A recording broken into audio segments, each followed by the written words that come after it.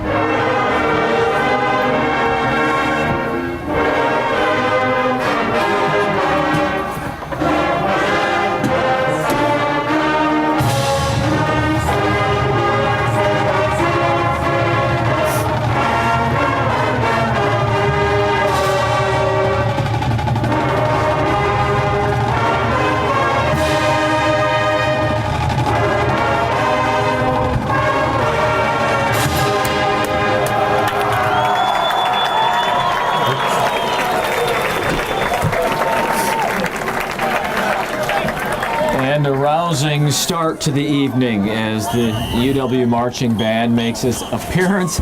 An awesome performance, just the first of 3 tonight, and then the national anthem. We're so proud at River Cities Community Access to be with you tonight. If you're watching on Friday, October the 4th, either on the internet or on the cable systems in the Southwood County area or elsewhere, this is a live broadcast. If you're watching on another date, of course, it's a tape of what occurred on Friday night, October 4th.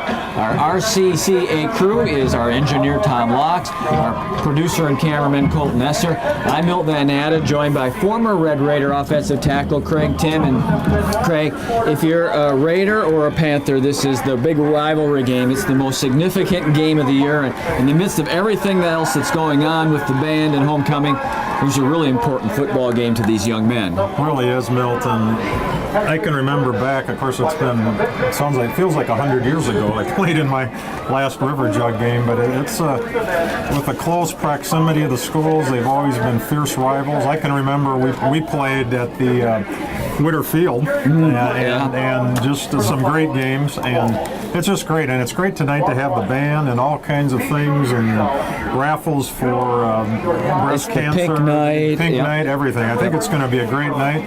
The weather is a little bit interesting, but we plan everything. So, what are your clearest memories, Craig, of playing in this rivalry? What you did back in the '70s?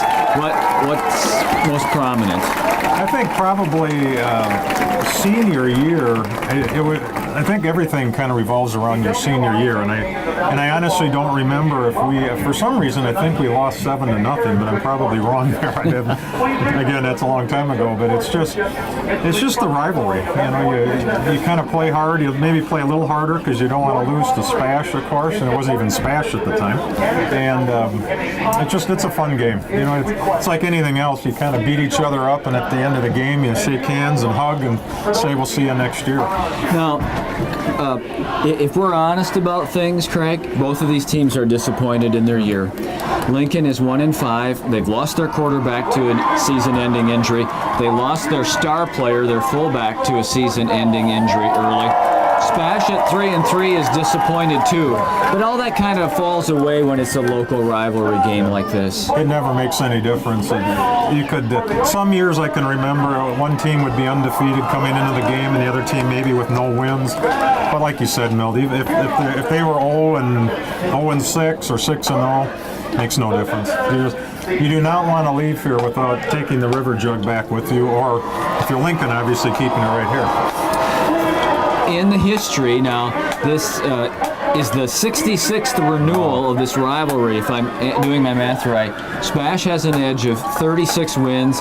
Lincoln has won this rivalry game 28 times. One game ended in a tie. That's kind of amazing that in all those games, in all those years when there was no overtime, there's only been one tie in the series of this long-time series. Last year they played, of course, in Stevens Point. It was a cold and blustery night, and It was a very close game, and SPASH won it 21-19. It'll be interesting to see, Craig, because Jared Halber has stepped into the quarterback position with Wiernick's injury, and just with last week's game in Marshfield, Lincoln made a change in that Jeremy Stotts has been moved into that fullback position.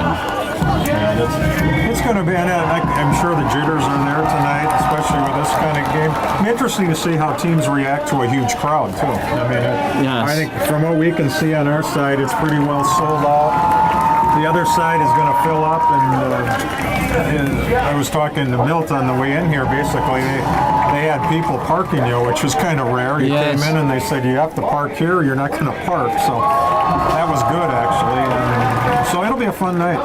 And we will stay with you throughout the course of the evening. We'll be bringing you the halftime festivities that include the UW band, and when they do a fifth quarter show, as they do in Madison for Badger home games, afterwards we'll have all of that for you. So you'll get to drink in all of the festivities of homecoming and the visit of the UW band, and of course the River Jug game. We're hoping for a dry game. There has been a lot of rain around and Snow in some parts of the country already. the forecast wasn't the best about 24 hours ago for tonight, but thankfully there is no rain now, and we're kind of hoping that there will not be any later on tonight either. It'd be kind of It'd be nice to- dampen the festivities. It's going to be interesting to see that you said that, Milton, how the track is tonight, basically, or the turf, because it is a little. I notice it's a little foggy, and then it's maybe kind of Yeah. into the lights. It's like a mist, I guess, right now, so it might be a little slippery. But you and I have been known to golf in all kinds of weather like this. But Right, and perhaps as your wife worse. is at home saying, "Yep, they sure do." But this wouldn't have stopped us, so let's play football. If it was light, we'd be happy to be out there. No, I just think it's a fun game, and I think the key, like a game like tonight, a lot of times you obviously want to get off to a real fast start, but I think it's really key in a game like this because there's a little special edge here, and the players are going to be a little more psyched up as they might for other games. So it's going to be interesting to see if that affects them either positively or negatively.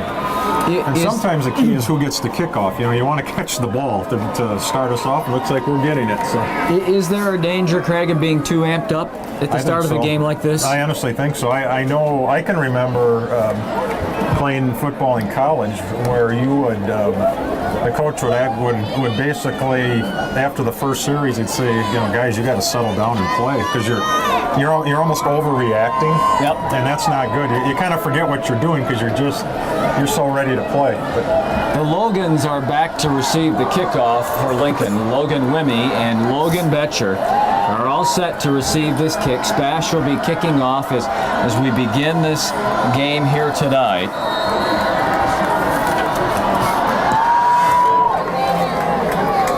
Hauled in at the 5-yard line. The return is a middle return by Logan Betcher. And he finds a seam in the middle and he brings it back up to the 30-yard line, and that's good starting field position for the Raiders. Jared Halber is taken over at quarterback now that Jason Wiernick is out with the injury. And again, Jeremy Stotts has started to do double duty. He's had a fine season as a linebacker, but after the injury to Ryan Duxbury, the Raiders tried a couple of things, and they brought Stotts over to solidify that fullback position, which is key in the Raiders' triple option offense. It's a 1st and 10, and it is Stotts on an inside handoff, and he crosses the 35 and has a nice first down pickup.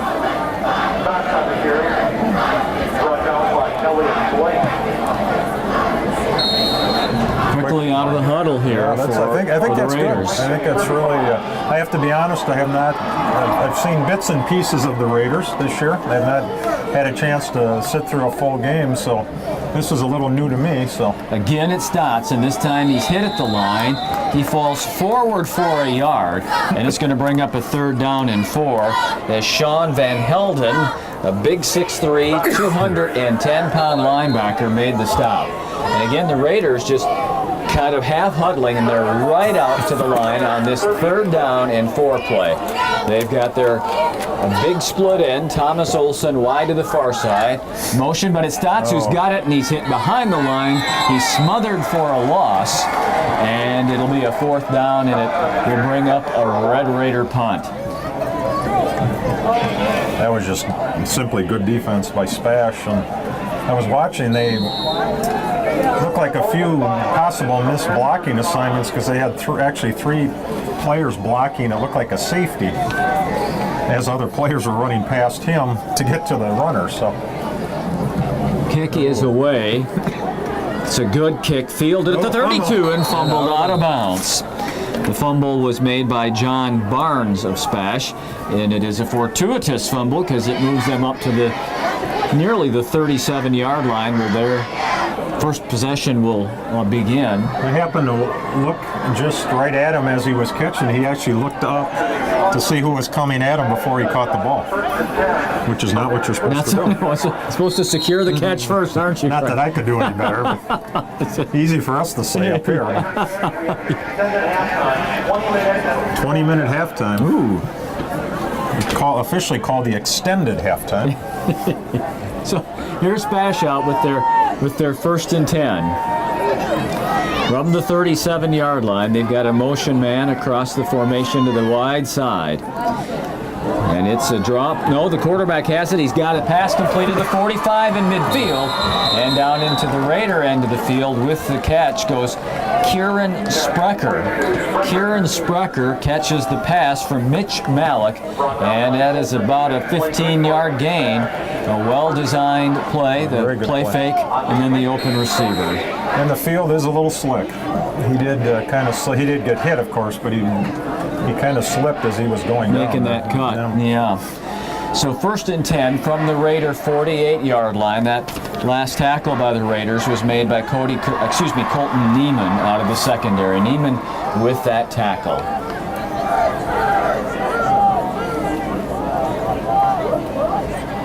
Malik turns, this time makes the handoff. Good yardage inside to the 40 and grinding for a 9-yard pickup. Carrying it was Ethan Clark. He's their top running back. Malik and Clark are the guys that are going to handle the ball most of the time tonight. And that is about an 8-yard pickup to the Raider 40, and it will be a 2nd down and 2. Malik, the quarterback, is a senior. He's a tall young man, 6'2" and 172 pounds. Clark at the tailback is 5'9" and 165. Ooh, bad snap. Malik picks it up. He's going to try to get outside. He's not going to get the 1st down, or will he? He appears to just make the yard marker at the 38. Clock stop at 9:34, quarter 1. And they're going to mark it short on the far side of the field. About half a yard here on 3rd down. Play resulted in 3rd and 1 for the Panthers at the Lincoln 30.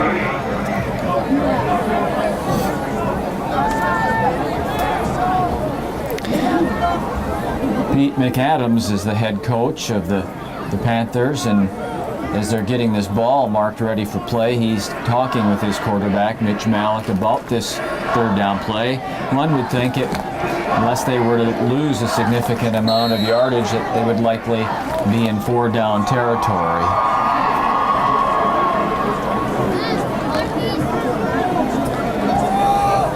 Receivers left and right, and Malik out of the shotgun. And they stop play, and it's a timeout by SPASH. Pretty early in the game to use a timeout. Saw something they didn't like, that's for sure. So we'll have a timeout for the teams to discuss things, and then have this 3rd and short play. Miss him a lot. Very nice guy. 3rd and short, and it's Clark bursting through the middle, and he just works his way down to the 31-yard line for a SPASH 1st down. In fact, he would have been the defensive coordinator. It would have been back in Gene Noonan's years as head coach. Oh, okay. And again, roughly when was that, Craig? It'd be in the late 70s, 76, 7, 8, in that neighborhood, 75. Might have been before that. 1st and 10. The ball marked at the Lincoln 30, and Malik is rolling to the near side. He's throwing it long. Man is open and is overthrown. Vang was the intended receiver, and he was wide open, and it would have been a touchdown had they been able to make connection there. Looked like he stopped running, and that was to the benefit of the Raiders. It appeared to be a well-thrown ball. Yeah, he was very wide open. 2nd down and 10 for the Panthers. We've just started from Southwood County 2000. It's the River Jug game. SPASH wearing the white uniforms with the black pants and black helmets. And, of course, the Lincoln Red Raiders with the red, white pants, white helmets. 2nd down and 10. Malik's going to give it to Clark. He's got a seam. He's got 5, and he fights for 6 before he is getting tackled at the 24-yard line. Colton Neiman has been very active tonight from the secondary, and he's in on another tackle there. Down at 3rd and 3. 3rd down.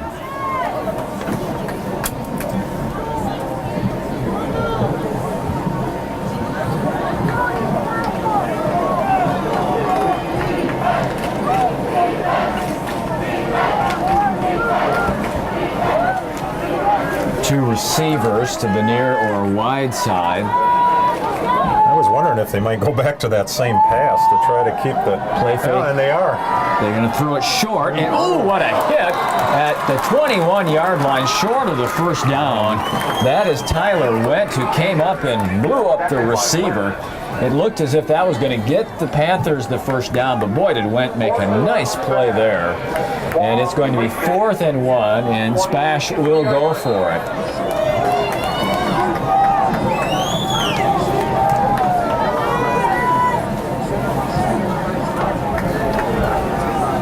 And you hate to say it this early about a key play, but we have one right here. These are kind of game changers right here. Their upload is goofy. 4th down play. It's a draw play, and Clark fights through for a 1st down. And no, this is not Clark. It's number 28, who is Mark Seabree. And Seabree on the 4th down play goes 21 yards for a touchdown. At the 7:22 mark. I knew you needed that info, Melt. I actually, with where I'm standing, I can see the clock a lot better than you can. Unless you can look right through the window or the wall, actually. I think we're going to kick it here. So SPASH is on top 6-0, and they will look to make it 7-0. And the point after try is by Mark Renfort. And it's good. October. So Renfort again with the kickoff, coming to the near side. And it's taken. They're going to reverse it? No, he's going to keep it. And they didn't see and there's a ball on the ground. There is a fumble. Logan Betcher was returning the kick. He faked to Betcher. And there is a loose football that is recovered by the Raiders at the 25-yard line. Covered at the 25-yard line. That was a great fake on the handoff because everybody came to the other way. After the return, Raptors start off 1st and 10 from their 24. So Craig, let's talk a little bit here about strategy from this aspect. Well, what do the Raiders have to do to get SPASH out of that middle of the field where they want to run stats? You just have to. You need to just obviously get outside, but if you can kind of just almost play fake into the middle, that's what they're trying to. Then you ran right up the middle, but that's what they're trying to do right there. Goes for 6, and this is how the first drive started. They're getting lots of good yardage. It's just they need to keep it going. You really need a sustained drive right now. You're at about midway through the first quarter. 2nd and 5. Jared Helber is the quarterback. Puts it into the belly of Jeremy Stotts again. And he's got the 28-yard line. It will bring up a 3rd down and 2 after the 3-yard pickup. Again, the Raiders quickly doing a light huddle. It's not even a full huddle. They're just communicating the play near the line of scrimmage, and Halber now communicating with the players on that far side of the field. 3rd and short. He turns, gives it to Stotts, and he's smothered again back at the 30-yard line. This really looks a lot like the first set of downs. Does, And I have to punt it away. now it's going to, they're going to give him forward progress to almost the 32, and the Raiders have to decide, do they want to go 4th down and 3.5, and they will not. They're going to send Garrett Lisney onto the field to kick it away, and SPASH drops John Barnes back. He's going to stand at the 30-yard line and await Lisney's kick. Barnes moves up, watches it bounce, rolls to the 35 and rolls to the 34-yard line, where SPASH will take over, and they're on top, leading 7-0. We're just past the halfway point of the first quarter. And unlike the Raiders, who have huddled quickly and stayed near the line of scrimmage, SPASH has been very predictable and really been slow to get to the line of scrimmage, using up the full time clock in between plays.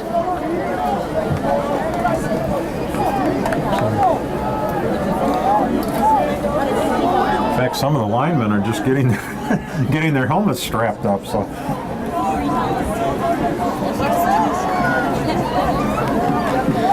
Malik turns, gives it off, coming to the 39-yard line.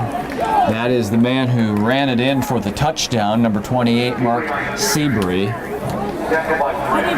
He gets about 5 yards.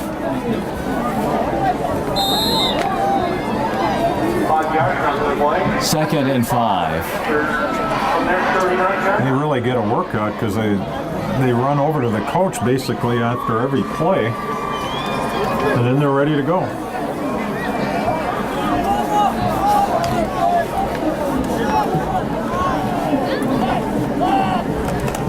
Straight handoff from Malik. First down run and more. Again, it's Seabury. And they're getting great blocking up front. Just they're making contact with the defensive lineman and trying to move him, and just getting, all you need is a little seam in the back gets right through there. So 2 carries, 14 yards for Seabury on this possession by the Panthers. And Craig, I know that you've had a lot of traveling that's kept you away from the broadcast, but this is how many games here at home have opened up this year, where the Raiders have fallen into a quick hole in the game and kind of been pushing the rock up the mountain all night. And it's hopeful that that will not happen tonight. Short carry across midfield to the Lincoln end of the field. Again, it's Seabury carrying the football. I don't know if something happened to Clark. Clark was their leading ball carrier coming in, and I don't see him in the game. Sprecher is playing one of the wideout positions, and Evan Sanders is playing fullback. Malik's playing quarterback, and Seabury is playing that tailback position. I don't know if one of those first carries he might have gotten an injury or not, but Clark is not playing right now. But you're very correct, Milt. The SPASH coming up to the line, they just seem kind of controlled. Malik in trouble, runs out of a sack and runs for a first down and fights down to the 38-yard line. He was being chased furiously by Alex Marg, the linebacker, but Marg just could not get closer than a step, and a first down run by Malik. They just appear to be confident and just very deliberate on everything, and I'm glad to see the Raider. There was a Raider up there got up very slowly. I'm glad to see he's back up and ready to go here. So at the 38-yard line, it's 1st and 10.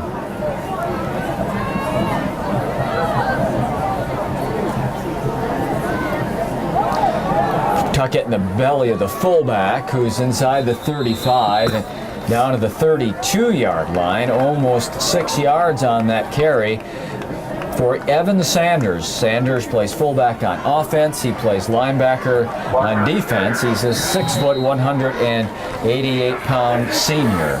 That's what makes plays like the pass we saw dangerous, because SPASH is getting such good yardage. It's almost like they lull you to sleep. You have to really be careful for a trick play or even a pass, because they keep chewing up yardage. In the second down play, they fake it to Sanders, throwing down the middle for Sprecher, who lays out at the 10 and gets up wanting a flag. There is none. Yeah, I don't think so. They're all kind of tangled up there. I think that's a good no call right there. And Craig, correct me if I'm wrong, but Malik's a big kid. He Right. at least looks to be pretty athletic, so that he presents a challenge as a quarterback to a defense. Yeah, because he can run and he's strong, and it's a again, and I haven't seen SPASH obviously this year, but this was a pretty good team. That's 3-3.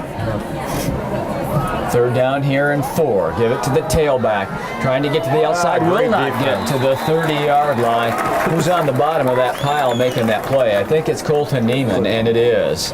Number 20, Colton Neiman, the senior defensive back, makes a beautiful knifing tackle at the 31. And it's going to be 4th and almost 4. Big defensive play here for the Raiders as we roll down inside of 2 minutes for the first quarter. I'm sorry, Mel. I'm looking right at the clock, and I could have said that. 4th down, receivers left and right. Malik gives it no, he's going to throw it. He's got a man and a first down at the 20, and down the sideline to the 15-yard line goes Kieran Sprecher.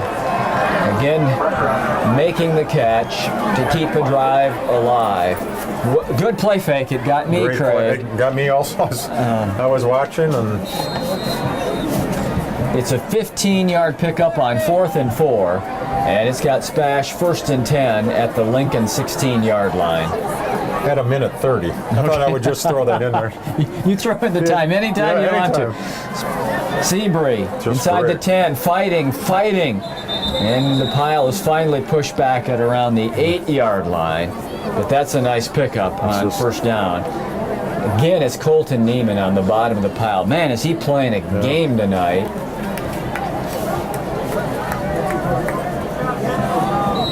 Second down and 2. Just remember, do not remove the windows.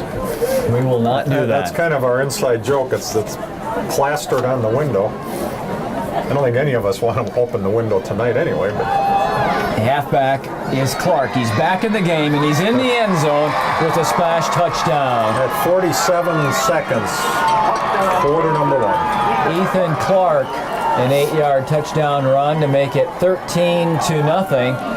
SPASH with another touchdown drive. Just an impressive offense, Milt. They mix it up enough to be dangerous, and we're giving up so much yardage on first and second down.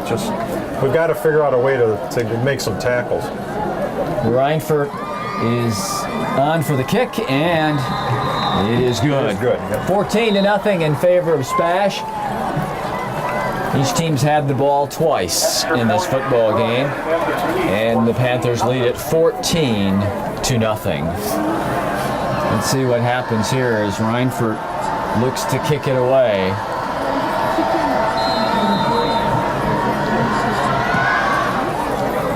Line drive kick short to the 10. Betcher's got it there at the 20. He's got a seam in the middle, and he breaks through across the 35. There you go. Nice return. To the 38-yard line. Good starting field position for the Raiders. We need something now, Craig, to get the momentum turned. You really do. Just like I said, you don't need to panic, but you really need to, if nothing else, get something on the board to get your confidence back a little bit. Your scores change quickly in high school football, but you really kind of need a boost of confidence here to make sure you realize your plays will work. Whoa, and There's a free 5 yards. one of the Panthers, seeing the motion back, Betcher come across the backfield, popped into the neutral zone, and this 5 yards for an offside will give the Raiders a 1st and 5 at their own 43-yard line. And that was a slip, as they call it. He tried to stop quick, and he just couldn't. 1st and 5, Lincoln, from their 43.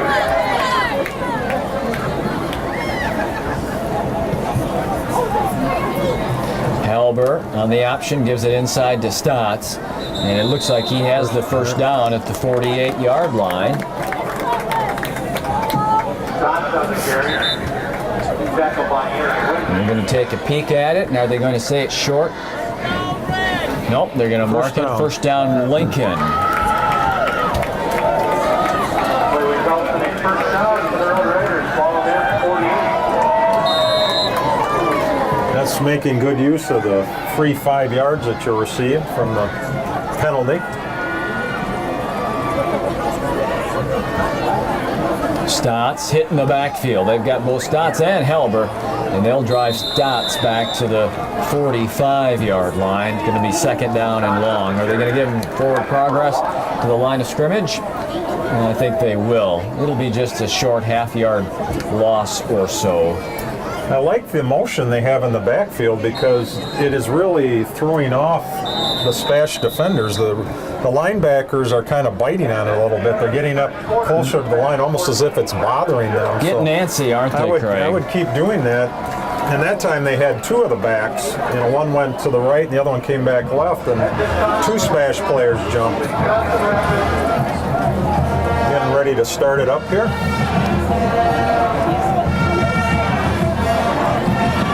Lincoln's 2nd down play is a wide pitch to great Betcher. run.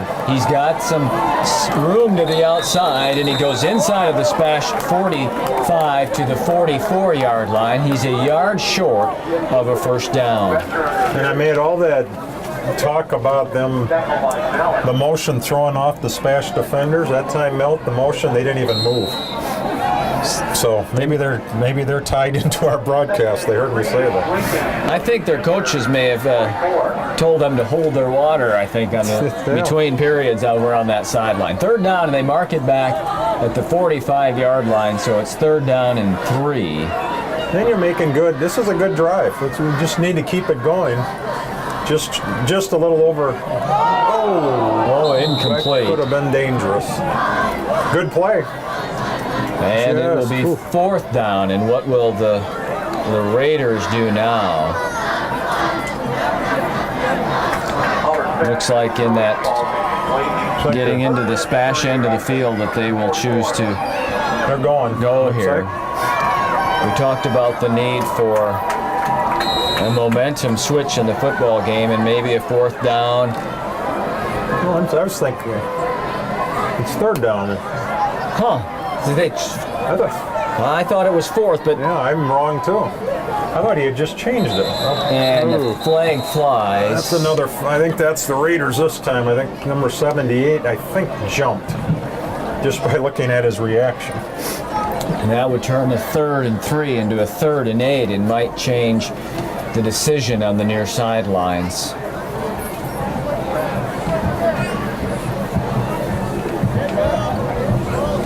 Procedure against the Raiders. That's a big 5 yards right there. It really does. It changes things so dramatically, and it looks like Lincoln, the punt team is standing ready to answer the call to go in, that yet they have not. Garrett Listney's the punter, number 31. He's standing with his fellow punt team members along the near side, but they have not gotten the call yet to go into the football game. Kind of a dangerous, I mean, you're at midfield, and it's a 4th down play. You're really not in a position to give SPASH a short field either, are you? And you know, you get, now we have 4th down on the field and 3rd down on the scoreboard. There was certainly confusion on that set of downs. It was. No, I remember. I could swear it was 4th down when we. But you're really, being as high as we are, you really get. It's a fake, and it's a run. Is there That's a throw, and it's Yes, caught nice. at the 35, and at the 30-yard line off the trick play, Lincoln gets its first down. Very nice. That's what you needed, something to just kind of shake things up a bit. Colton Neiman ended up with the football and threw a pass that was for a first down. And now let's see if the Raiders can cash it in terms of points.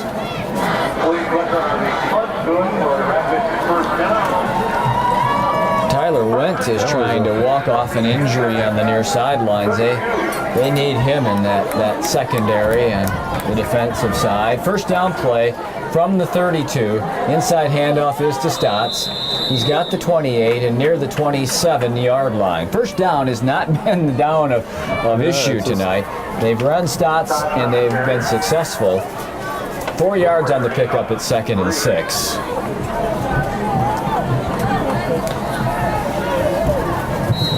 Second and 7 from the Panther 28.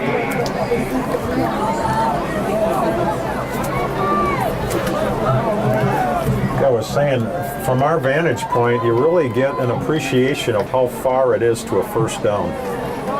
Up this high. That's a long way. There you go. The catch is made by Logan Wimmy.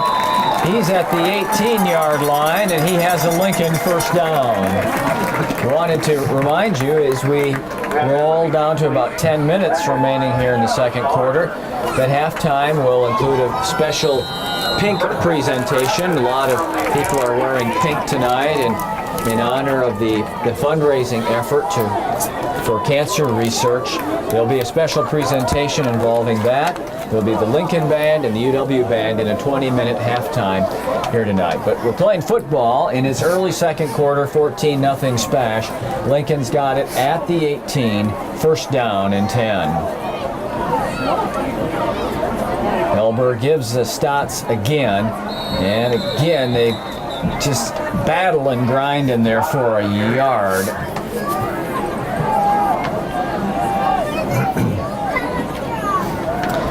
Mark comes at the, we're going to call it the 17-yard line for a gain of 1.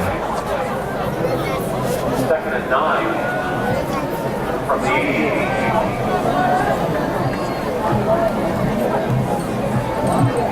That's Jeff Orshide wide to the far side. Two tailbacks and Stotts at fullback. Elber's got it on the option. He pitches it out to Wimmy, who gets by one man. Flag flies. I think we're going to have a Lincoln penalty in the backfield. Wimmy on the carry, flying on the play. From where that flag was thrown, I don't really know how it could be against the defender there, Craig. But I didn't. I was looking right there and I didn't see it. Well, they're talking to SPASH, but I don't know if they're going to call usually this you're thinking maybe a hold or a clip in maybe that out there. area. I think it was some type of block from behind. SPASH has accepted the penalty, and we're getting the signal. Personal foul, clipping. Whoa, that's going to be a big 15-yard mark-off. All the way back to the 35-yard line. A point of foul infraction, taking Lincoln all the way back to the 35. The first down is down around the 9-yard line. 35-yard line. So it is second down and 26. Second and 25 for the Red Raiders.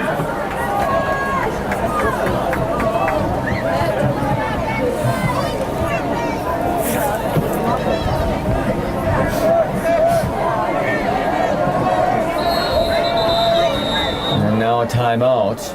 The Raiders. Timeout. Red Raiders.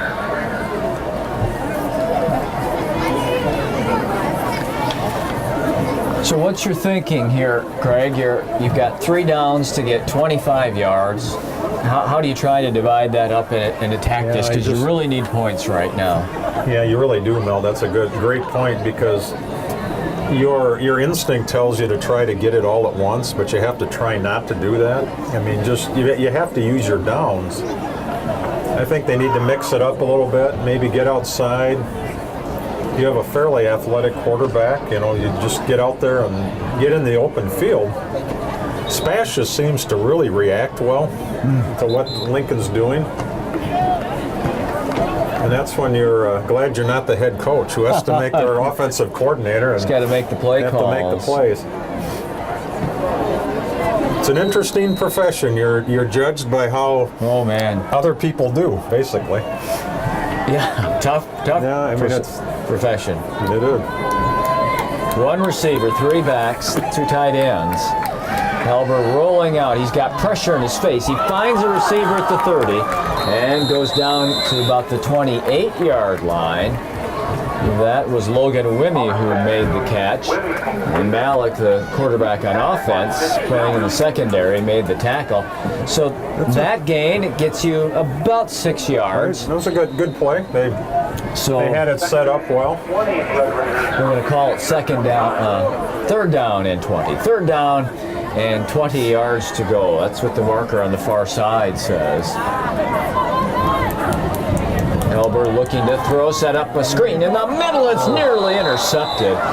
Broken up on that middle screen by Noel Winch, a junior linebacker from SPASH. And very lucky he didn't pick that up. Yeah. I'm not sure he saw the ball that closely, but the defender, before you knew it, the ball was right almost in his hands. They recognized that pretty well. They do.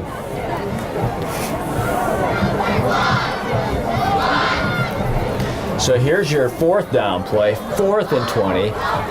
You're out of field goal range, and you're looking at a situation where a punt really doesn't avail you much either. So the Raiders will go. I keep looking at the scoreboard because it says it's 3rd down. Halber rolling far side. He's got a man in his face. He's into the end zone where it appears to be picked off, and it is intercepted by Bennett Neal. And that'll be a touchback. Bennett Neal makes the interception, and SPASH will take it over at their own 20-yard line. We've got 8 minutes to go here in the second quarter.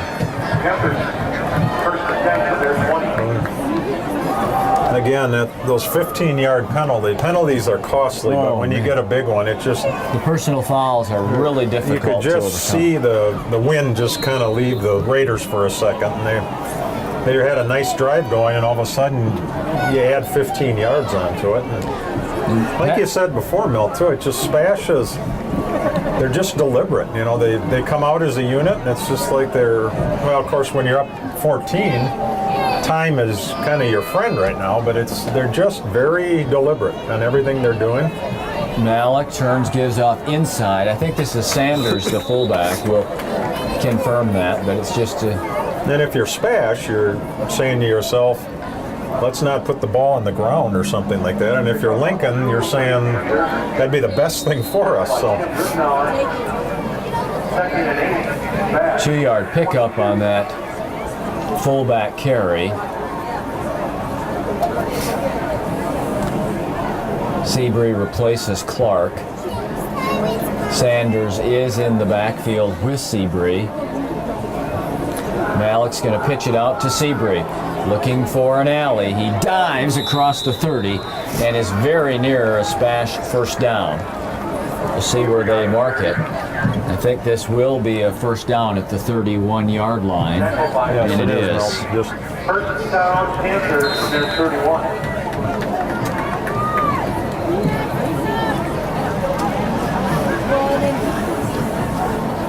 Reminder, fans will be selecting a Lincoln High School fan of the game at the end of the third quarter. there you go, Milt. I can't think of a better candidate than you, Craig. You bought more raffle tickets than I did. Yeah, that's true. Malik on a lead draw play. I'm guessing that was about 20-1 difference, or 20-0 difference. That could be. Of course, in all fairness, you probably didn't even see where they were selling them. I did not. I was not asked to purchase a ticket. 34-yard line after a pickup of 3. And I believe everything you always say, Milt, so I mean, I would never question. That's one of the wisest things you do, Craig. Ethan Clark. That's what I thought. With the pickup on the... Kind of goes with your profession, doesn't it? I would hope. Out of the shotgun, it's Malik, sending a man in motion to the right. Play fake, he's going to roll right. He's got a man and he's got a catch. It's Sprecher again for a first down up at the 45-yard line. Kieran Sprecher with his third catch of the night. And it's a first down to the 45. Fan of the game is sponsored by CentralWisconsinSports.net. We're just rolling past the 6-minute mark. So midway through the second quarter, 14-0 Spash. You're watching Lincoln Red Raider football on River City's Community Access. Ethan Clark spins to the 49-yard line. And again, Craig, you just have this very deliberate, is the word you've used, and so accurately so, this deliberate offensive march by the Panthers forward, ever forward. Yeah, they're content to just use clock, keep running. I'm sure they'd love some points, but right now they are in control. No reason to hurry. We need a stop. If you're a Raider fan, you need a stop right about now. Malik, he still has it. He's rolling to the near side. He's going to run it. Flag flies. Yeah, we have a hold there. And Yep, that was pretty obvious. And let's see if this penalty, which should put Spash in a down and distance hole. Should be holding Spash. They were kind of had their arms wrapped up and tangled up there, and that's.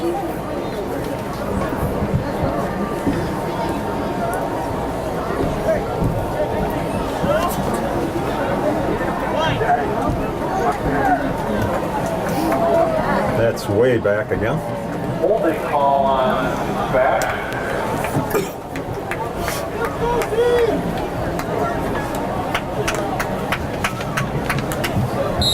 Second and 17. All right, second down and 17. Let's see if this is a drive staller for the Panthers. It'd be nice to get Spash off the field, get some points before halftime, and it's a whole different atmosphere, isn't it, here, Craig? Yes, it is.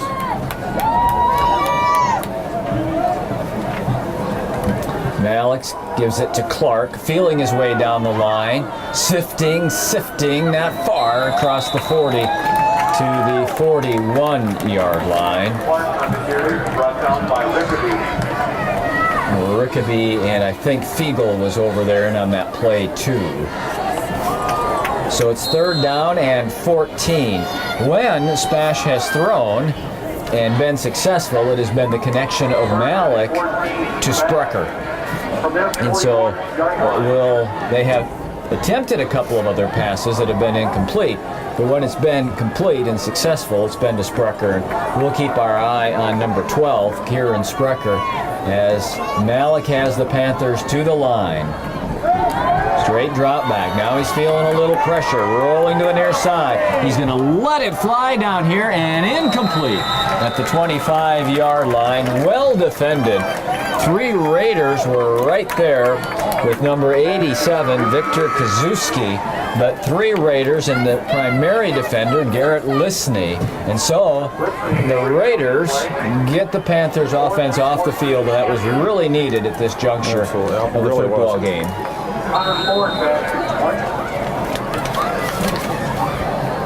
In another case where a penalty just stops the drive. Colton Neiman is the single safety at the 20-yard line, and the Panthers will kick it away. Short kick. Neiman fair catches on the run at about the 33-yard line, and so Raiders take over, 3:41 to go. The band moving into place for its halftime presentation. You know, it's got to be an interesting evening for the Red Raider student band, kind of in awe of having the UW band look over your shoulder and critique your play. It's going to be a memorable night for them. Okay, Raiders take it over. They're going to put it at their own 33-yard line for this late second quarter drive. Not much doing there? Did the Raiders get back to the line with Jeremy Stotts? Maybe. That was a loud play. A lot of helmets, shoulder pads smacking on that one. Basketball was instrumental in arranging camp UW marching band trips to Wisconsin Rapids, and this evening's Second down and 10. is dedicated in memory of basketball. One receivers to the near side, and timeout Raiders, their second. A round of applause in memory. Wilson is split to the near side on this second down play.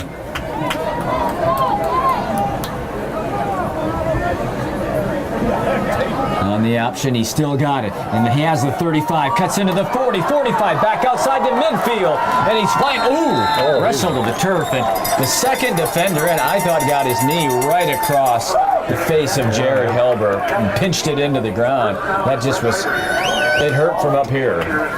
Big run, though, by Helber. Big first down run, takes it to the SPASH 47 and puts the Raiders in the position of threatening here with 2 minutes and 45 seconds to go in the half.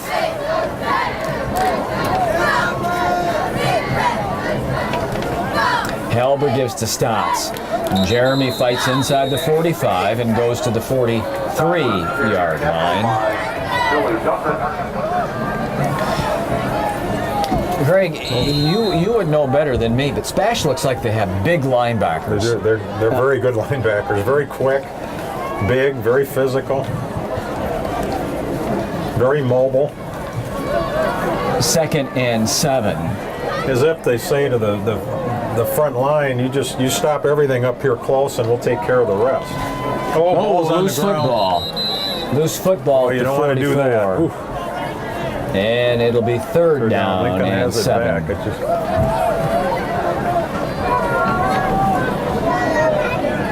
you always get that when the ball's on the field. It's almost like Hold your breath. everything stops, as if you go into slow motion. Because it's almost like you can read players' minds saying, the ball is now on the field, as if it's so different. And the Wisconsin band is on its way, coming. I don't think they ever end, Milt. They just keep coming and coming and coming. We're surrounded by bands. So are you going to be the guest conductor at all? Or they talk to you at all? Or? Draw play, and they lost my number. Oh, that's. I could see you out there. I think Colton would be better at directing the UW band than me. I'll tape it. He can conduct, and I'll tape. You with your musical ability? My vast musical talent and ability. The Raiders on fourth down are going to punt here. They're not going to take a chance on giving SPASH an opportunity around midfield before the half. They are going to kick it away.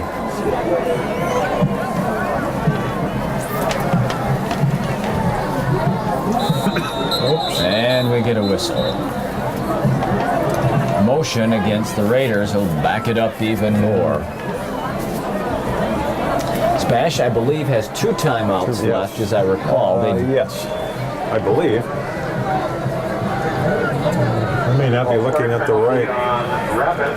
Or is it just one? It says 1 on the scoreboard, but I remember it being the opposite, that Lincoln used 2 and That's what I SPASH thought.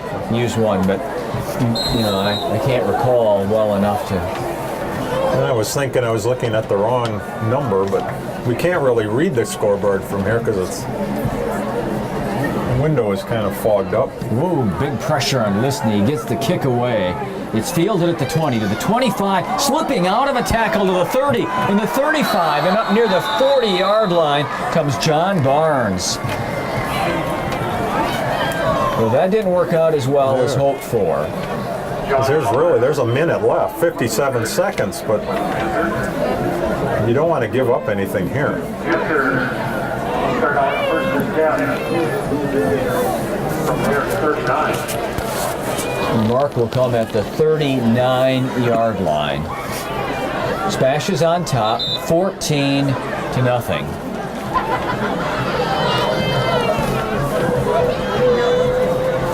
Mitch Malik and the boys are back out there.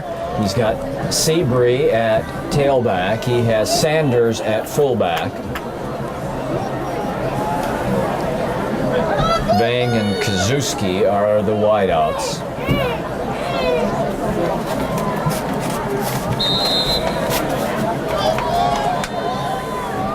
First and 10.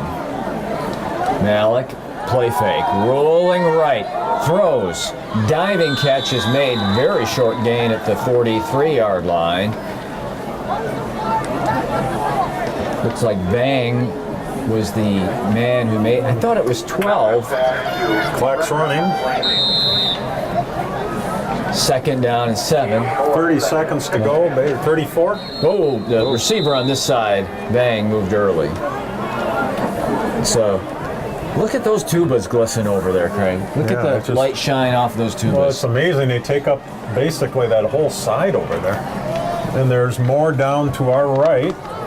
The whole Lincoln band is on the left, our left in the end zone, under the goalpost area. 32 seconds in the half. It's going to be a second down and about 11 from, it'll be at about the 38-yard line. And SPASH comes running up to the line, but the penalty had not been marked off yet.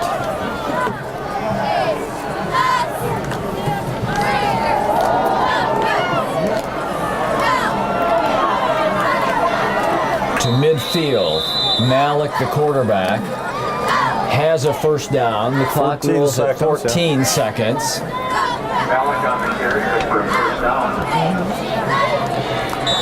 First and 10 SPASH. Moving the chains, and now timeout.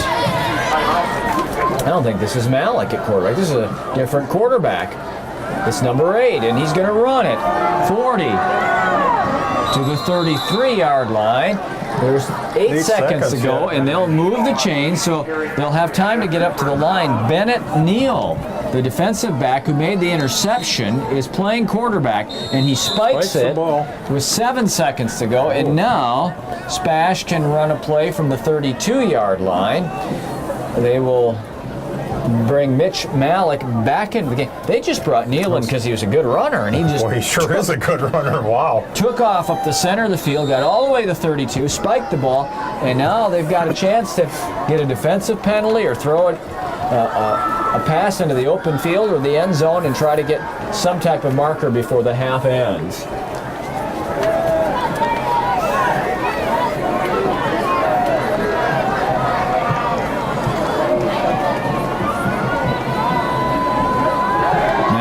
Steps up, far side, to the corner, and it's intercepted and dropped, but a beautifully defended play by Tyler Wentz. So the half ends. SPASH gets a 21-yard touchdown run by Mark Seabree and an 8-yard touchdown run by Ethan Clark, and they lead 14-0. And we will now enjoy a very special halftime from the Southwood County 2000 field. You're watching Lincoln Red Raider football on River City's Community Access Television.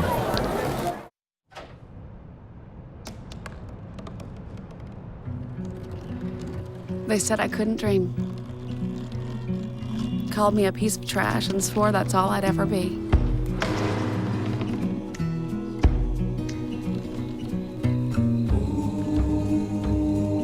Said a bottle couldn't see the ocean.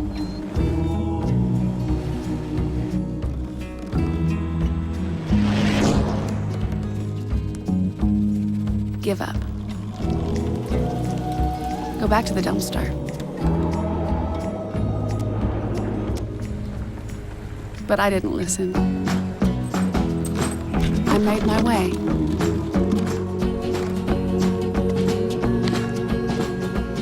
And now, I am what I've always wanted to be.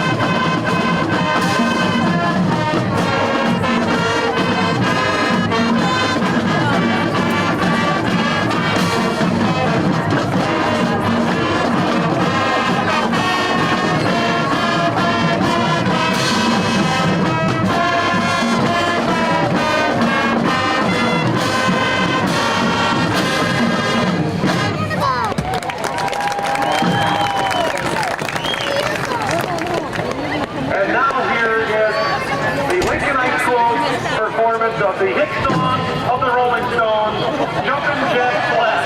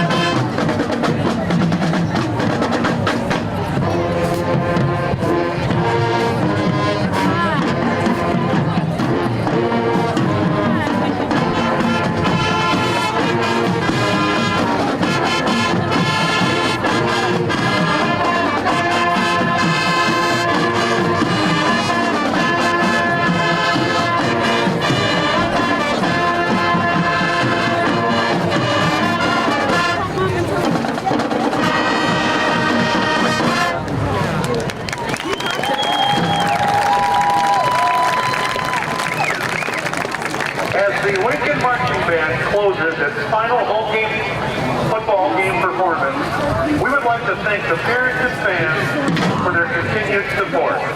We close with a standard and favorite for the Lincoln Band. Here's that great hit by the Ramones, Little Bit of Soul.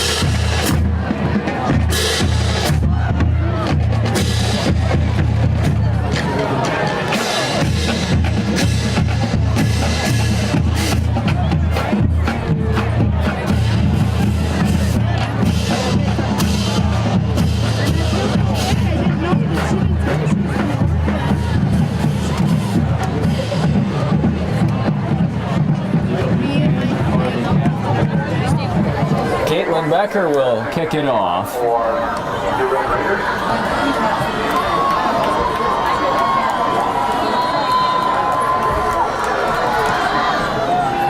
Nice end-over-end kick to the 25. The Raiders have the nice SPASH tackle. man surrounded at the 30-yard line, and down goes TJ Schrank there. So SPASH takes over at the 30.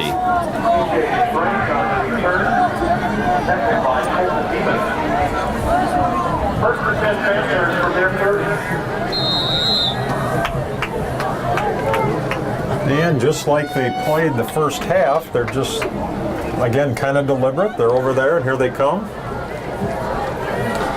I'm not exactly sure what the time clock is in high school, if it's 25 or if it's 35 I seconds. really don't. I should know it, but I do not. But I'll tell you, I think they use most of it. They use every bit of it. Malik gives to the tailback. It's Ethan Clark, and Clark has about the 33-yard line.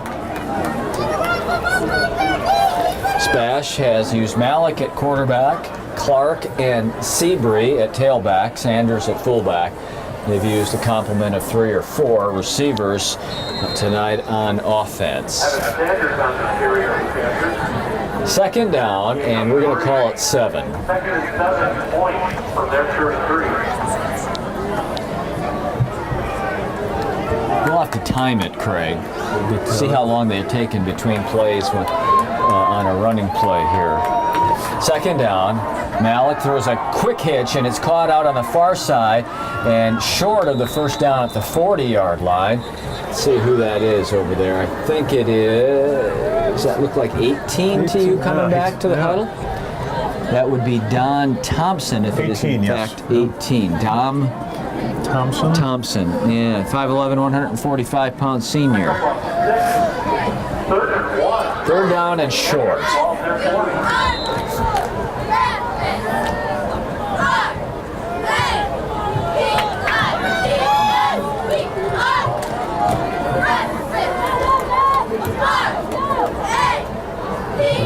Almost had a jump there. Ethan Clark breaks the tackle, and that little second effort may not be so little after all. It may have gotten him the first down. Let's see where they mark it. They've got it marked. First down. First down, they're SPASH. signaling it. One of the linebackers, I think Dylan Rickaby, popped through and made first contact on Clark, but he just fought through that hit enough to fall across the first down marker there.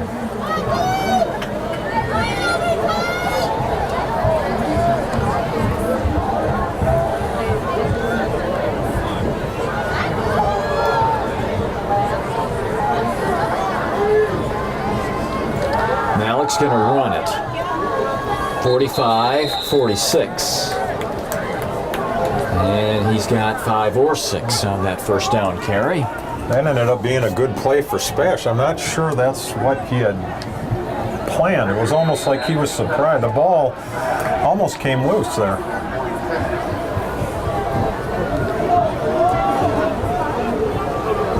We're back. What do you We're looking at number... Neal is back and out there. He's playing quarterback. Yep, Yeah, the he's back smaller, it's hard to read the numbers. I have to. tailback's got it. He's met in the hole by Devin McMahon. Short carry, not nearly a first down for Ethan Clark. I think that McMahon got help from his fellow linebacker Dylan Rickaby that time. 3rd and 4 now. And they will use Neal from time to time as a change of pace at that quarterback position. And I have not seen, Craig, do you recall the SPASH quarterback being under center? They've run him out of the shotgun all night. They get shotgun all night. Here's Malik with the short pass. It's bobbled, and did he get it before he went out of bounds? I believe they are saying so. I think that's 19 Cal Geezy that made the catch. And I think that It's odd because the numbers on the front of the jerseys as they come back, they almost look like they're too close together. Yeah, they're very compressed from our point of view here.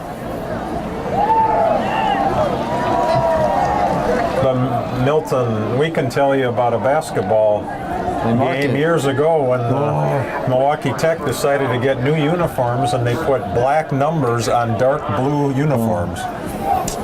And the refs actually said, we're going to call the wrong numbers because we can't see them either. First down and 10. That was a first down. At the 49 of Lincoln, Spash has it. It's Neal. Fumble. Picked up by Seabury off of the deflected hands of a flag down. Seabury did a great job to get back positive yards. I think he's coming back. I think we have a hold. We have a Raider down over there. He's getting up. Now remember, Mitch Malik, who's normally the quarterback, is 6'2". When Bennett Neal comes in there, he's 5'11", and that 3 inches made a difference that time. They were lucky that the other guy caught it. Deflected off the hand of Neal right to Seabury, and he made a nice play out of a broken play, but they're attending to a Raider over there at the 41-yard line. And then we're sorting out the penalty against Spash here as well. So we're kind of keeping track of all that. Now he pointed towards the Raiders. I think he corrected himself there. And it also appears that Dylan Rickaby is okay. Walking off.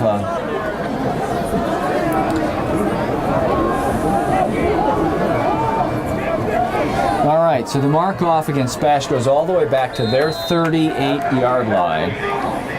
And it's one of those big clipping mark-offs. It's all the way back to the 38. The first down is at the other 39, so it's first down and 23.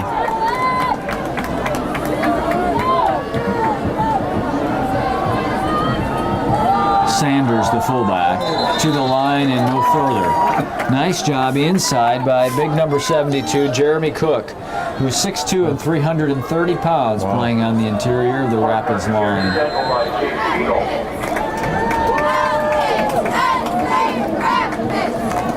Second and 23. As you mentioned, Milt, the Spash snaps have been kind of a challenge. And that's very hard to say, I'm too. going to avoid saying it in that sequence, Craig. Second down and long.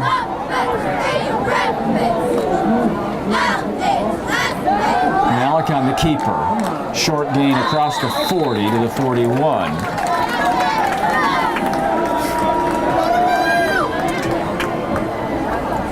Another good job in there by Cook. Third down, and we're going to call it 21 yards to go. 7:27 to go here, so we're, if nothing else, Spash is using significant time off the clock on this first possession. They're doing exactly what they wanted to do. This is just them receiving the kick in the second half was a huge advantage for them.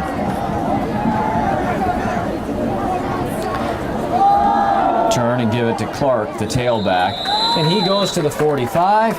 It'll be fourth and long, and Spash will punt it away. I recall one other punt tonight, one in the first half, and Neiman is dropping back. He's going to settle between the 25 and the 20-yard line. Renfort will kick it away for the Panthers.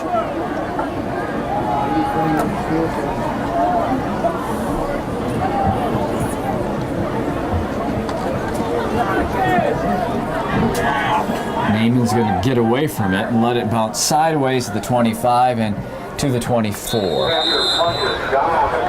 6:23, quarter number 3. So no points for Spash, but they roll off 5.5 minutes of clock. Almost half. 14-0 Spash.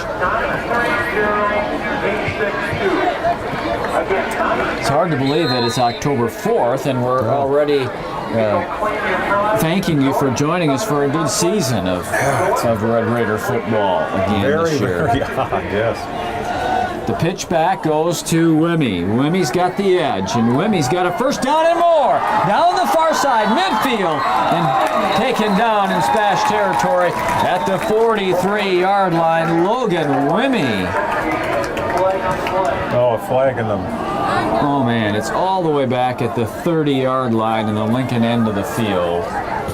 It almost looked like a face mask at the end, too, but. Yeah, he was brought down in the way in which he got that's curled up. Boy, that's going to hurt a great game.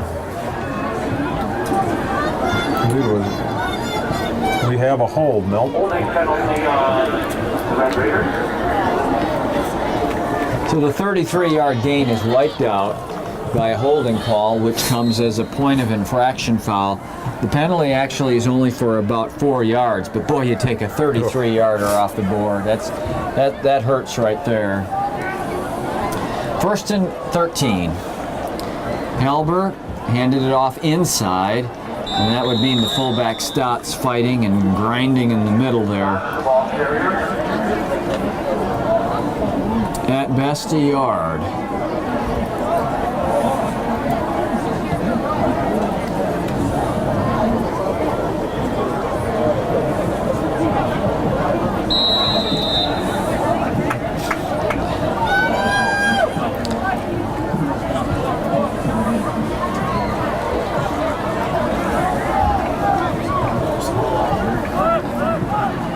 So 2nd down, we're going to call it 12.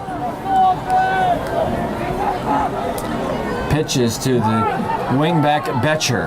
Betcher swallowed up by the linebacker Sean Van Helden. And he got to the 24. Maybe another yard. Looks like it's going to be a full 3rd and 10. 3rd and 11 Rapids from their 24.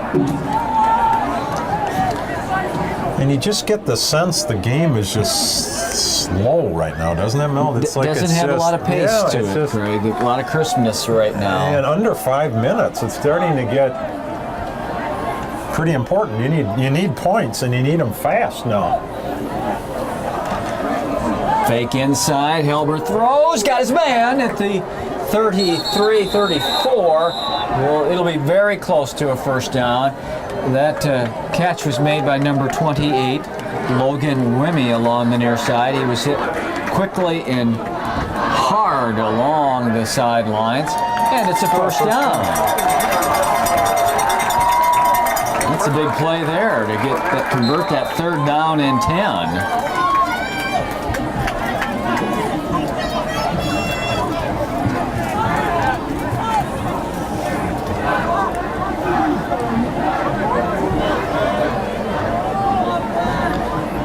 Marks right at the 35-yard line. Wimmy's in motion on the option. Halber to Wimmy.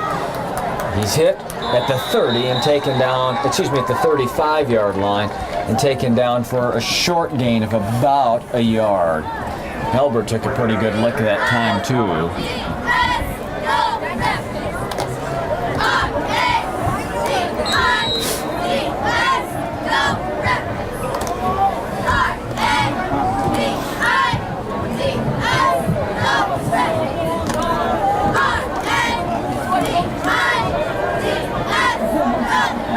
Jeff Ortscheid is the receiver to the near side. Wimmy, Betcher, and Stotts behind Halber. And then he gives it to Stotts. And there's a scramble because the ball is loose. At least it looked like it is, maybe not. They were scrambling around. Somebody thought something had happened. Going to bring up 3rd down and 7. The Raiders need to cross the 45 by about a stride. Or at least one of my strides, Craig, not one of yours. Because if it was one of your strides, it'd be a full yard, wouldn't it? Yes, absolutely. Yeah. 3rd down. We're going to call it 7. Wimmy's the motion man. Halber, a little pass into the center of the field. It's caught. And just short of the 1st down is that Thomas Olson? No, it's 91. Oh man, it's Jake Verwink. Jake Verwink made the catch, and that was a stride. Yeah. He must have just gotten a little stride past the 45. So 1st down, 2nd consecutive 3rd down conversion. And I mean, you're talking 3rd and 10 and 3rd and 7, not 3rd and short. And so So some good conversions here for the Raiders. Halber back to pass. Oh, he had a big man coming, throws it up in the middle. It's intercepted at the 35. Return to the 40 and down at the 42-yard line. Jake Halber just got swallowed up by Andrew Ruzick, who is a 6'7". Who do you know who's 6'7", Craig? 241-pound junior. He just swallowed up Halber. That caused Halber to throw that ball much higher and softer in the middle of the field than he wanted to, and it was picked off by the Panthers. And the receiver kind of slipped a little bit. And we're at 2:42, Milt, quarter number 3. So from the 41, here comes the Panthers.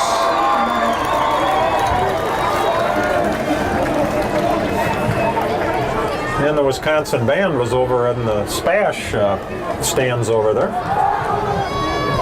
Draw inside. And all the way up to the 48-yard line. Ethan Clark carries it. And they're down here too now. I think they're moving around and getting some excitement stirred up here in Wisconsin Rapids tonight.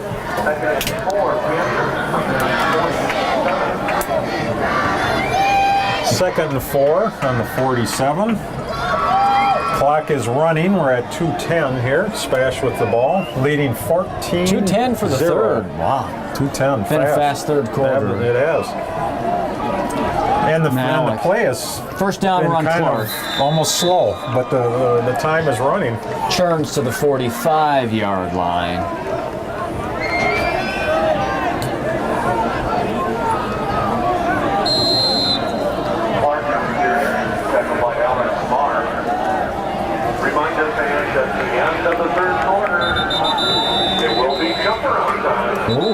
I was wondering about that, Craig.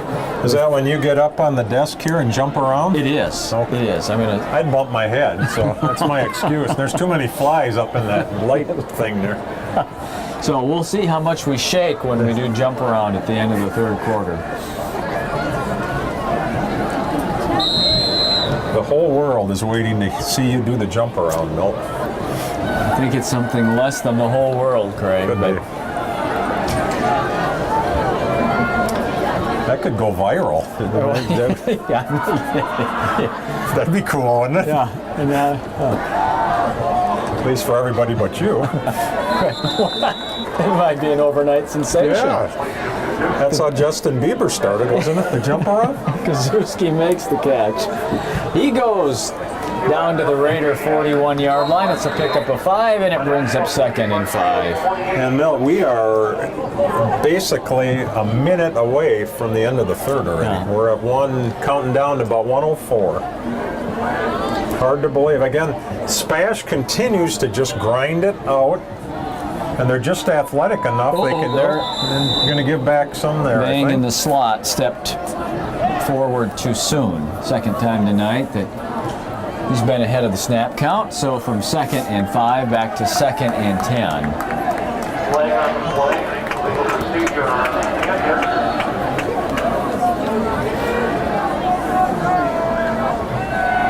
Second and 11, back from the Lincoln 46.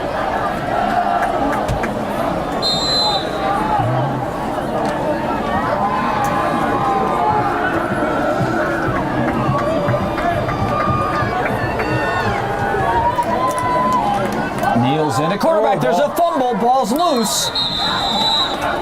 Who's on it at the 45? The defense says it's the Red Raiders ball. No signal yet from the officials.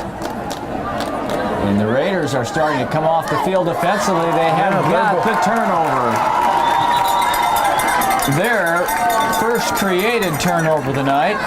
Rapids has thrown 2 interceptions, and now they get a fumble. What is...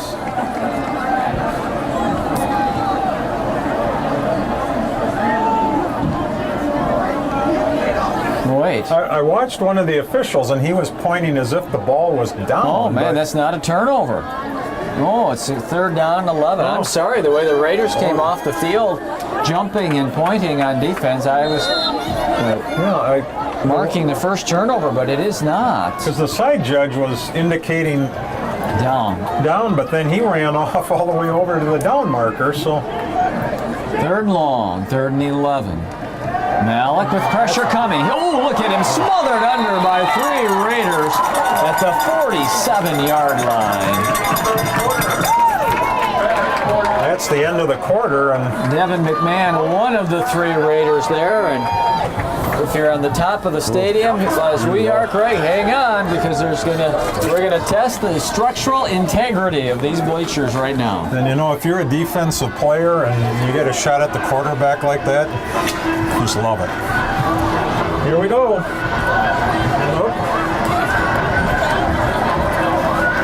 From our vantage point, it's almost like a jump around chicken dance. Aren't you a chicken dancer at all these weddings and all that stuff? No, I've never done the chicken dance. I can say that never with all have? honesty and integrity. Not even that. Da da da da da da da da da da da da.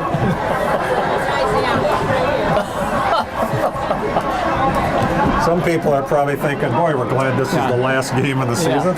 If we want these guys live again, oh my goodness. We are in the official jump around.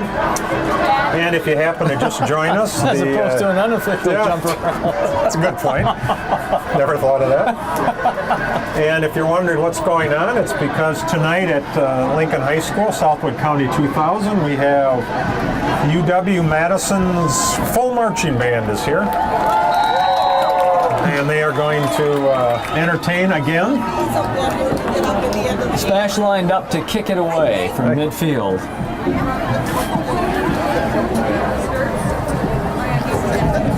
It must be nice to be important.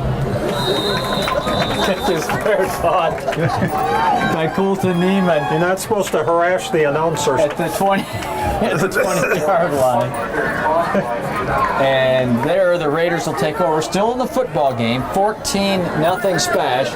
But Lincoln, if I wrote it down, Craig, they were shut out last week in Marshfield, so now we're at least at 7 quarters and counting without a point. I believe that, don't recall when they scored in the previous game, yes. if it was what quarter, but it's been something of an offensive drought here for a while, and that's, of course, in big part because of those injuries. Halbert Oh, nice block. to the tailback at the 25 and diving to the 27-yard line. I just think That that's is what you Logan need to Wimmy. do. It's time to just go. Just open it up and see what happens. They mark him all the way up to the 29. And that's 7 yards and 2nd and 3.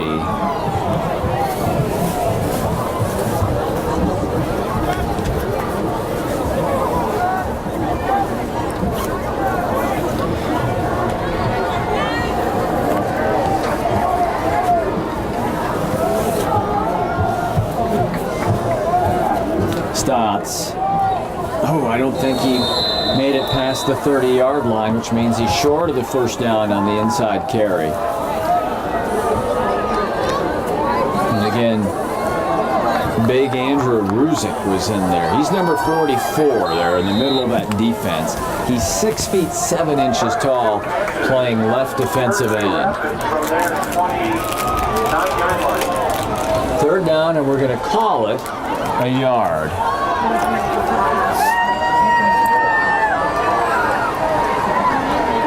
Quarterback keeper Halber has the first down as he gets to the 32-yard line, and the drive is alive.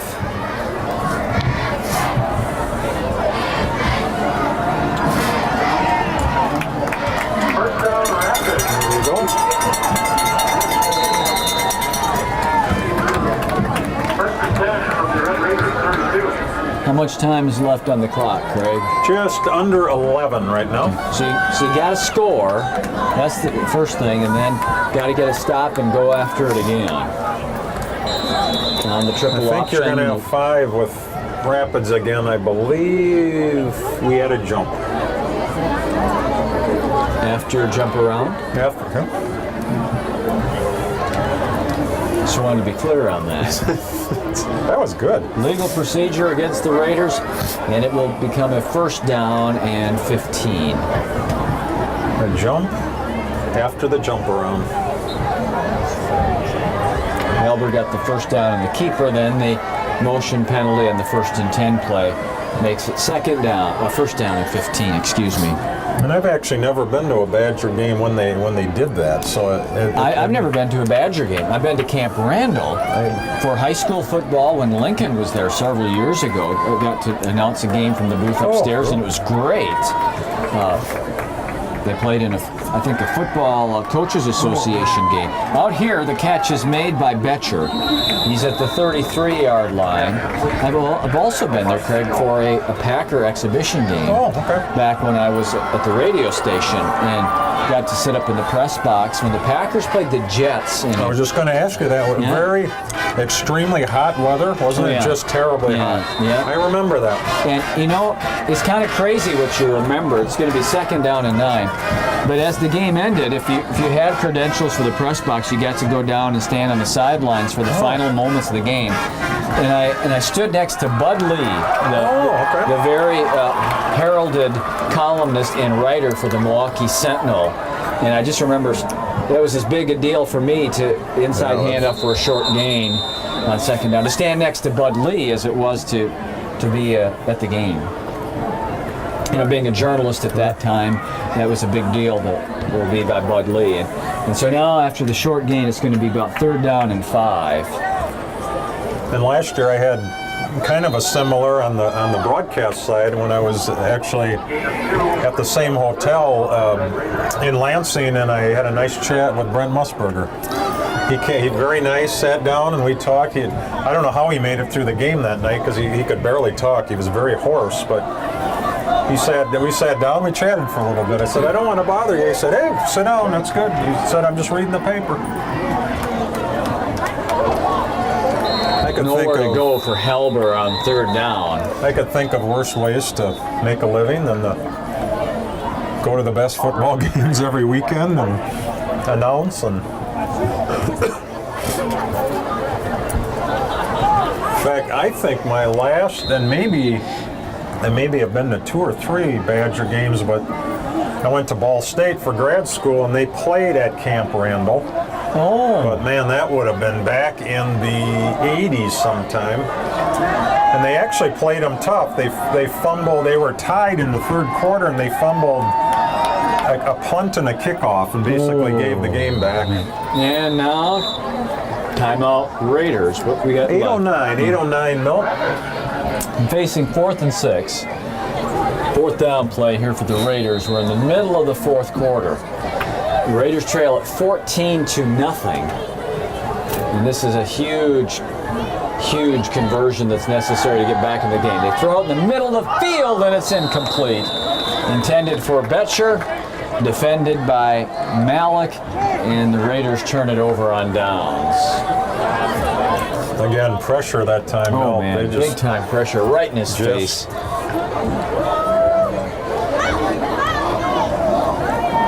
I've never played quarterback, of course, Craig, but I understand if you're not able to step forward to throw the ball, it makes it awfully difficult to be accurate and throw the ball well. And I can tell you from experience, coaches are not very happy with offensive linemen when that happens.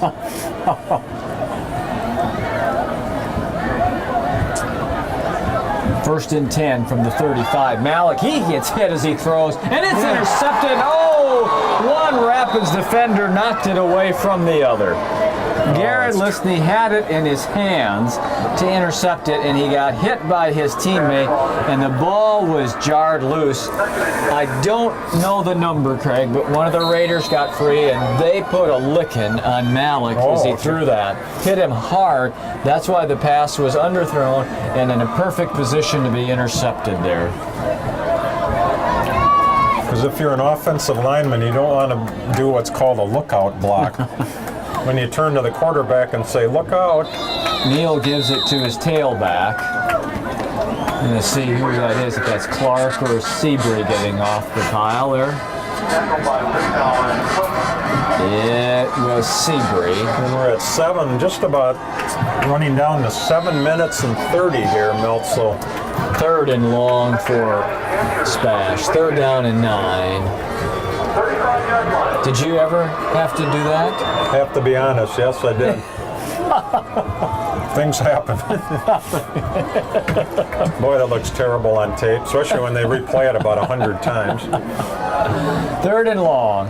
Malik's going to turn and give it to Clark. Clark has 5 to the 30, but he is short of the first down. And it's going to be 4th down and 5. And see what SPASH decides to do here. They're well into the Lincoln end of the field. They have a 14-point lead. We're in the middle of the 4th quarter. About 7 minutes, Mel, just under 7. But it's amazing how, when you play football, how things get ingrained in your brain, because I can still remember some blocking assignments. You can? Yeah, I sure can. Play calls? Yeah, just amazing how you remember things.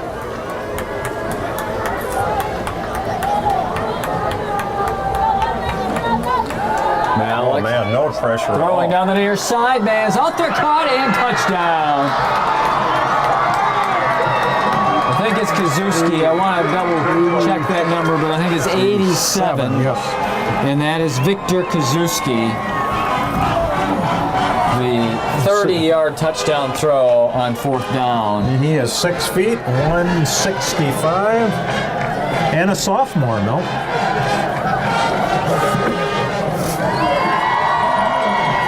Making the score 20-0 in favor of SPASH with 6:20 to go in the 4th quarter. And that time there was no pressure at all. He had all day to throw that. 21-0 in favor of the SPASH Panthers now after Malik hits Kazuski on the run, and the sophomore takes it in, and 21-0.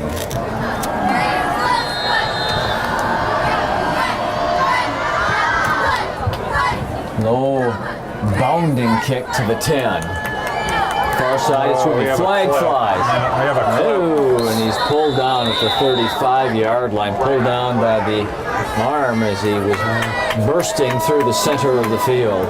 I thought I saw a block in the back there, Milt. Hate to say it, but either a push in the back or a block in the back, and right in front of the official. And that has the potential of putting the Raiders in a hole. As part of the team game tonight, the Lincoln High School football team autographed a pink helmet, and that helmet has been raffled off.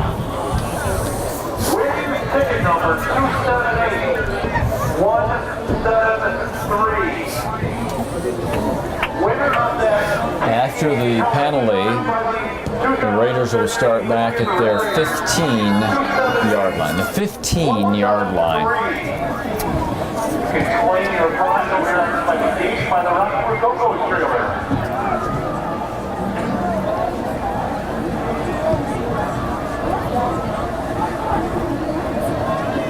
Fullback Stotts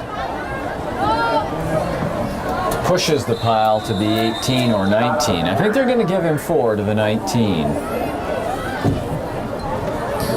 Under 6 minutes, Milt. Walk the other steps. You see Mr. Forsinger? They're sitting right down this floor. Go. Mr. Sherman. And Stotts is coming off. He'll be replaced at fullback by, well, it says number 47 is Ryan Potter.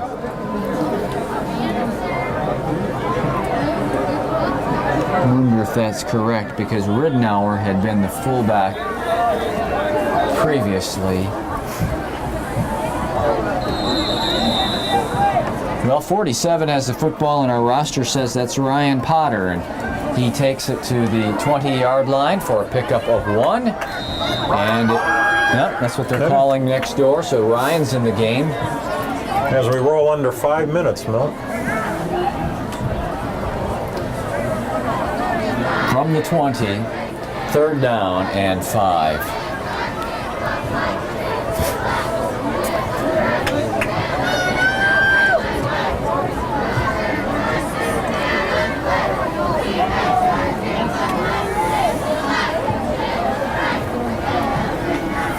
Helber on the pitch out. The ball is loose and on the field and covered at the 11-yard And line. another flag is down. Betcher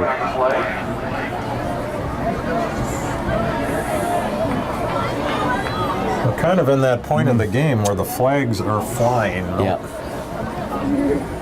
Not sure what this one would be. He just threw it to a different spot. Still awaiting the signal. It's a hold. It's declined because of the fumble.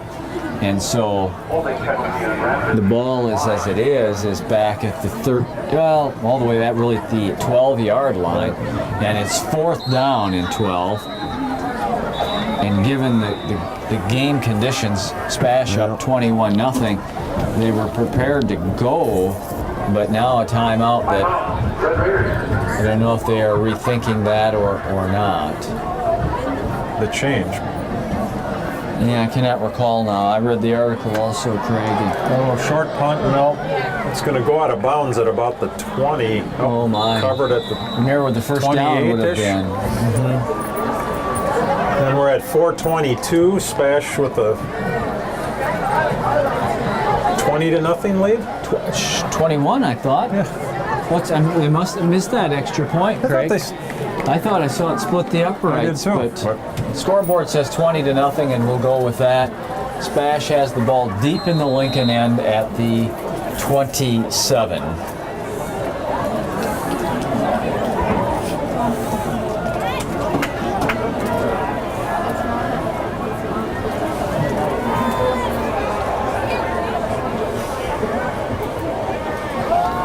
This is Neal.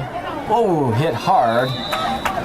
That was Tyler Wendt who came up and hit Neal at the 21-yard line after a 6-yard pickup. SPASH would move to 4-3 on the year. Lincoln would fall to 1-6, and SPASH would take a 37-28 edge in the River Jug game.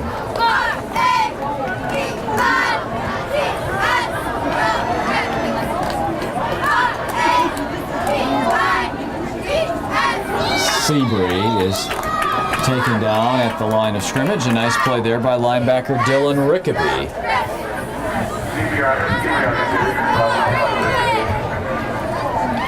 So it'll be 3rd down and 3. And again, SPASH is not nearly as concerned with converting as with just possession of the football here.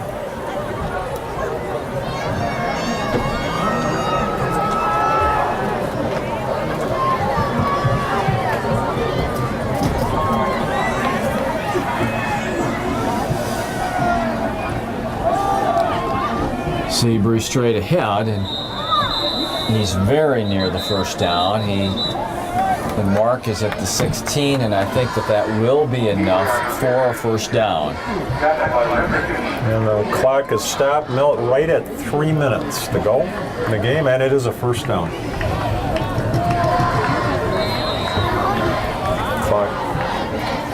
The clock rolls.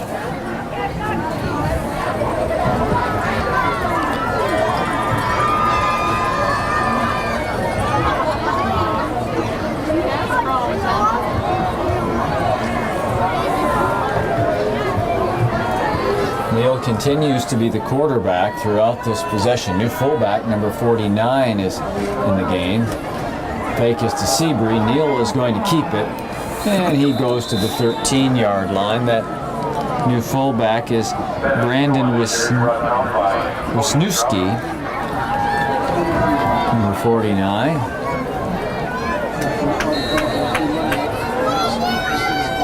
Wyszynski. And again, the clock's just rolling. SPASH is trying to maintain possession and not nearly as interested in scoring here as they might be on some other occasions. We have a flag. And A little fast start there. Matthew McHugh was playing quarterback that time. He's a sophomore and already 6'1" as a high school sophomore.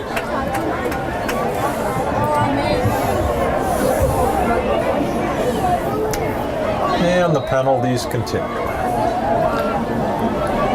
Ball is at the 18-yard line. Second down and 11. That marked off against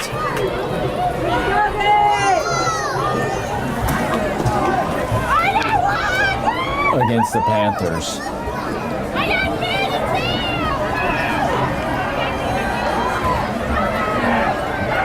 McHugh turns and hands it off to Seabury, and he is down to about the 10-yard line.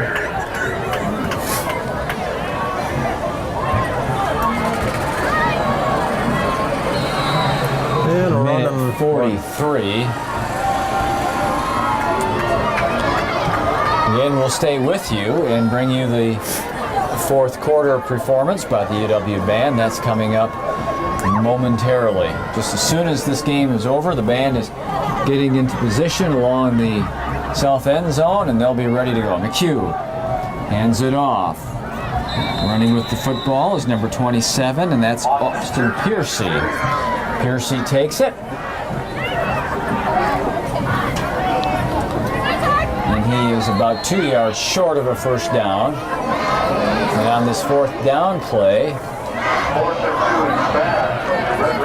bring a whole new unit on. Are they going to kick here? I think they are. They brought Reinford in to attempt a field goal.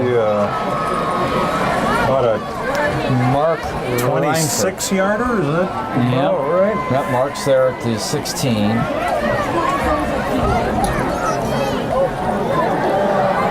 And it's good. So it's 23-0.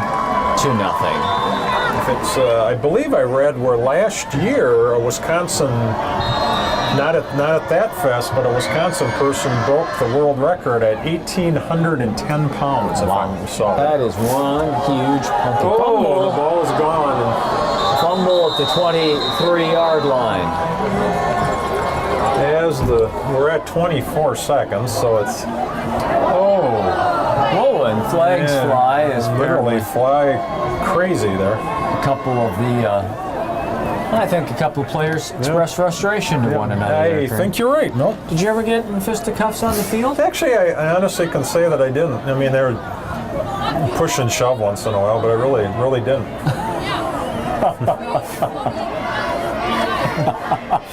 Probably should have, but I never. So I was around some of that stuff. But 24 seconds to go. personal foul. Dead ball, personal fouls, unsportsmanlike conduct.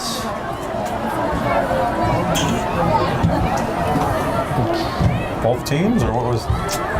I didn't see him point either way. That looked like the chicken dance. I didn't know. You just wait till you officiate your next wedding. They'll get you up there in that old chicken dance. I have a plan at weddings, Craig, and it's to sneak out before dinner is over. Just say, "Oh, I'm sorry. I just received a call." Well, no, you know, it's usually just on a go. Saturday, Oh, and you got to be ready for Sunday, Craig. That's right. So here we are. We're going to have one play left in the football game. After the penalties, SPASH has the ball at the Lincoln 12-yard line, but they have the win the game play. Well, now they're running back.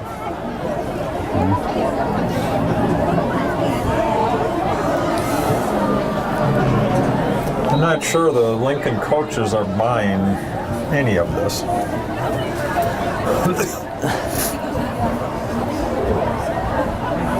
So this is called the win the game play? Win the game play. Wow. Look at that. You take a knee and you win the game. So the final score is going to be SPASH 23 and Lincoln nothing. The River Jug will stay in Stevens Point until this rivalry renews up at what is the name of the field? Is it still Gerke? Gerke They Field. still play at Gerke? I think they do. 23-0.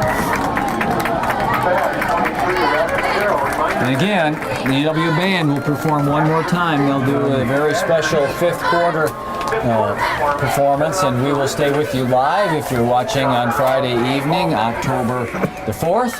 And if you're watching it another time, stay tuned because that will be a part of this presentation as well. The teams will finish off their post-game handshake, and then we will be on to the fifth quarter here tonight.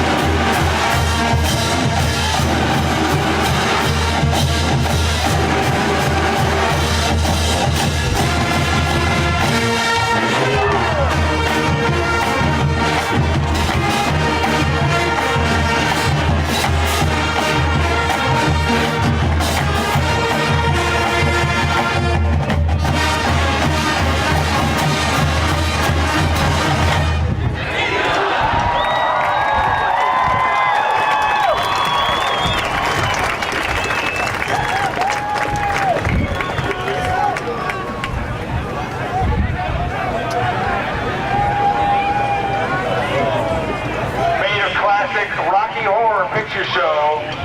You don't know this tune, you will by the end. This is Time War!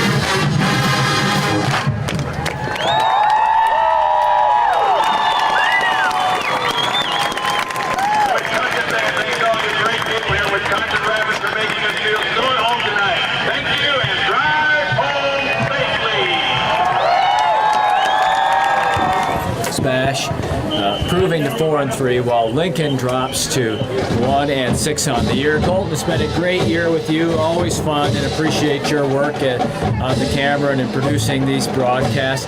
For Tom Locks, who engineered tonight's live telecast and is the RCCA coordinator, for Colton Esser, for Craig Tim, I'm Milt Van Nat. It's been a pleasure to be with you tonight on River City's Community Access with Lincoln Red Raider football.